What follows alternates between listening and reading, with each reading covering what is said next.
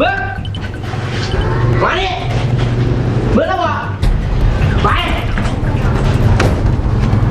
เบิ้งแล้วบ่มาดิมาดิใจเบิ้งอ่ะมา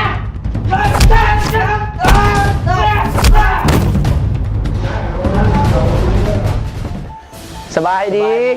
พบกับพวกเราอีกตามเคยเนาะเทอร์โบสตันลาวทีมมื้อนี้คอยเทอร์โบคอยจ็อกเกอร์มื้อนี้เขาสิมาอธิบายการป้องกันตัวแบบมือเป่าเนาะสำหรับมื้อนี้พวกเขาสิมาอธิบายแต่ละขั้นตอน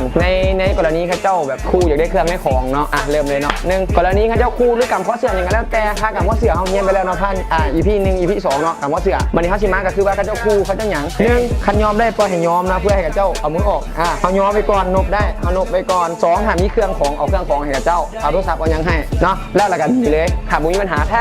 เขาเจ้าเอาไปแล้วแต่เขาเจ้ายังมีเรื่องนำเขาปะเนี่ยอยากตีเขาต่อ1เนาะเวลาเขาเจ้าที่เข้ามาเขาเฮ็ดมือแนวนี้หรือยอมเพื่อไปให้เขาเจ้ากำข้อเสื่อมเขาได้เพื่อเปิดแนวนี้ให้เป็นยอมแนวนี้2เมื่อเขาเจ้าเปิดแล้วมันจะมีช่องวางอยู่คอตัวนี้เนาะ2ช่องวางอยู่คอก็คือขัวซ้ายประสานกันขัวอยู่เทิงได้ขัวซ้ายประสานกันฟันของแหงเขานี้ตัวนี้ฟันเขาคอตัวนี้เขากระแต้ตัวนี้สามารถหลับได้นะค่ะเขาฟันแหงจุดตึ้ง2และ3มือจับบาร์4ท่อนแขนดันคอขึ้นแล้วหมุนมาเอามาวางลงนะ5เขาจะตีใส่ก็ได้แล้วแต่หน้าได้คล้องได้แล้วแต่เขาจะตีเนาะอีกแค่นึงตีก็จะชิดเข้ามาขันแรกเลยนบ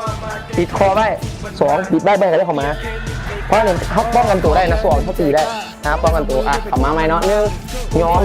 เพื่อป้องกันจะจับเขาเสือ2พอจังหวะแล้วฟันเขาแห้งฟันเขาแตงแห้งแล้วดึงบาไว้3หมุน4ลง5ตีใส่ก็ได้แล้วแต่เนาะวันนี้EP 4เขาออกทำนี้ก่อนเนาะมีอย่างว่าจะเกิดตัวมีอย่างเมื่อยปะเมื่อยเมื่อนี้สถานที่ทายทำเขาเนี่ยก็คือของน้ำตัวจริงออกมาเนาะซุ่มไก่เนี่ยนี่มือไฟเบื้องหลังนี่คันมีผู้นี้เขาโมแล้วแน่นอนนี่นะคันมีผู้นี้โมแล้วแน่นอนผู้เด็กมาเฮียนได้เลยเนาะบ๊ายบายขอบใจ